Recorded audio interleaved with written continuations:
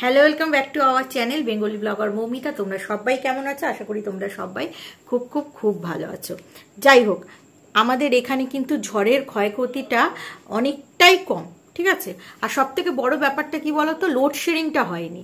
অনেক জায়গায় দেখছি লোডশেডিং হয়েছে, তবে হ্যাঁ মুষলধারে বৃষ্টি হয়েছে আর মানে চারিপাশটা জল জমে গেছিল। এখন অবশ্য জলটা অনেকটাই নেমে গেছে যেহেতু বৃষ্টিটা হচ্ছে না।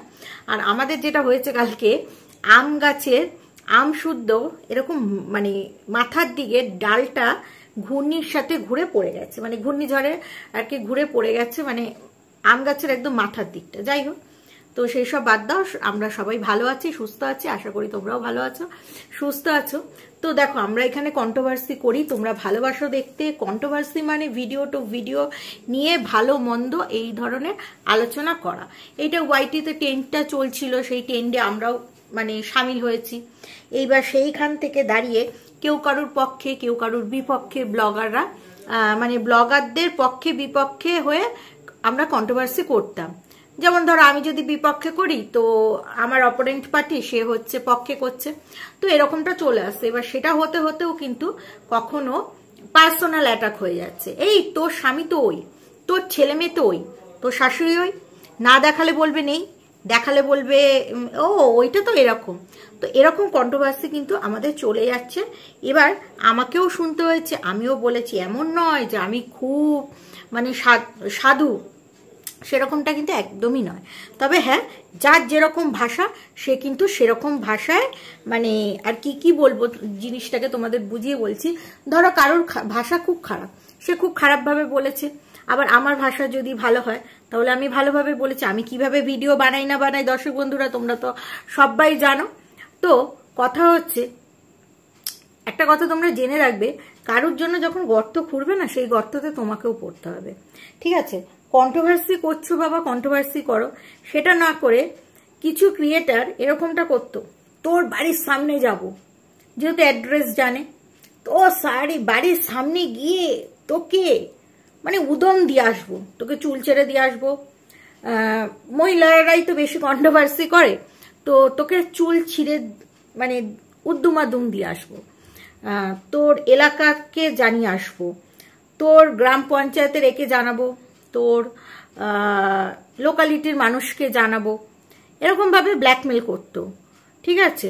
তো যাই হোক, তারপরে ধরো এই যে আমার হাজবেন্ড পুলিশে চাকরি করে, এটা অনেকেরই আগ্রহ থাকে কি করে কি বৃত্তান্ত। আর আমি যদি বলেই থাকি তাতে অসুবিধা তো কিছু নেই, এটা তো মিথ্যে নয়। তো সেই জায়গা থেকে পুলিশকে পুলিশ বলে সম্বোধন, যেহেতু বাড়িতে আসে না তাই আমার প্রচুর খিদে, সেই জন্য আমাকে হোটেলে যেতে হয়। এবং আমার হাজবেন্ড হচ্ছে কি বলা হয়েছিল, অন্য মহিলাদের সাথে আর কি, বুঝতেই পারছো। তারপরে আরো ব্লা ব্লা ব্লা ব্লা ব্লা এরকম অনেক ধরনের কথা কিন্তু শুনতেও হয়েছে। তো যাই হোক, সেই জায়গা থেকে আমিও বলেছি, সেটা বড় কথা নয়। কিন্তু কথা হচ্ছে যে এই যে তুমি বলছো মোবাইল খুলে ভিডিওর মাধ্যমে, আমিও বলছি আজকে মোবাইল খুলে ভিডিওর মাধ্যমে, ঠিক আছে, এই পর্যন্তই সীমিত থাকা দরকার। আর এই যে অনেকেই বলছিল যে বিশেষ করে যারা দাদা ভাই করে অজ্ঞান, সেই সব দিদিরাই কিন্তু দল থেকে সরে গিয়ে কেমন জানি দাদা ভাইয়ের এগেনস্টেই আর কি কিছু করতে হবে এরকম ভাবে বিমুখ হয়ে গেল এবং তারা সহযোগিতা করতে থাকলো। দেখো আমার কথা কি বলতো, এখানে আমরা কন্ট্রোভার্সি করতে এসছি, ঠিক আছে, এটা আমাদের কাজ, এটা আমরা করবো, ব্যাস বেরিয়ে যাব। ও বলবে আমিও বলবো, ব্যাস মিটে গেল। থানা পুলিশ কোর্ট কাছারি এইসব কেন করতে যাবো ভাই?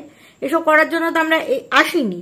হ্যাঁ, এক হচ্ছে টাকা যায়, দ্বিতীয় হচ্ছে সব থেকে বড় যেটা, সেটা হচ্ছে সময় নষ্ট হয়।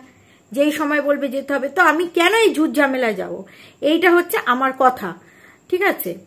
তো যাই হোক, এইবার একজন ক্রিয়েটার মানে কি বলবো, তাকে পুরুষ বলতেও খুব মানে ইয়ে লাগে। যাই হোক, সে হচ্ছে বিভিন্ন মহিলাদের নিয়ে বলতো। এবার বিভিন্ন মহিলাদের নিয়ে বলতো, মহিলারাও তাকে ছেড়ে কথা বলবে না।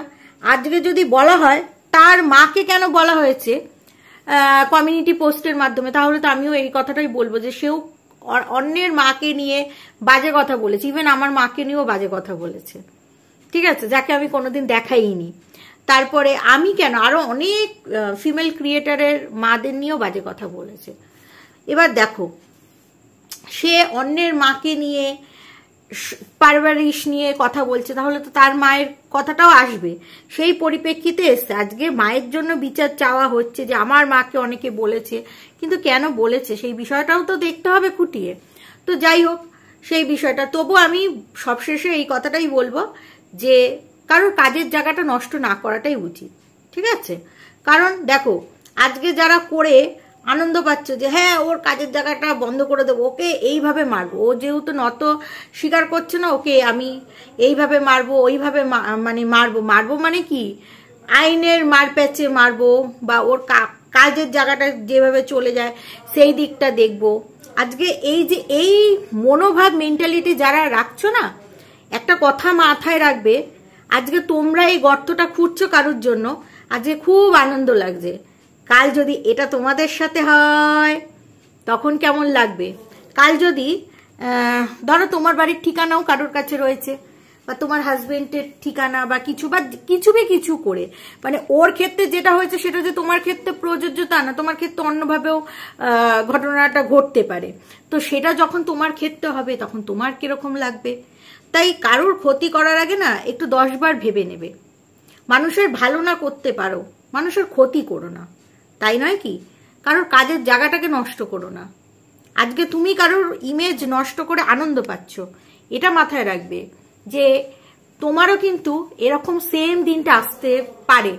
আর তুমি এখন যেই আনন্দটা করছো অন্যের ক্ষতিটা করে, সেই সময়টা দেখবে তোমার পাশেও কেউ নাও থাকতে পারে, সেটাও হতে পারে। তাই কারোর ক্ষতিটা চেয়েও না। আর এইটা মাথায় রাখবে যে এখানে ওয়াইটিতে আমরা কন্টেন্ট ক্রিয়েট করতে এসেছি।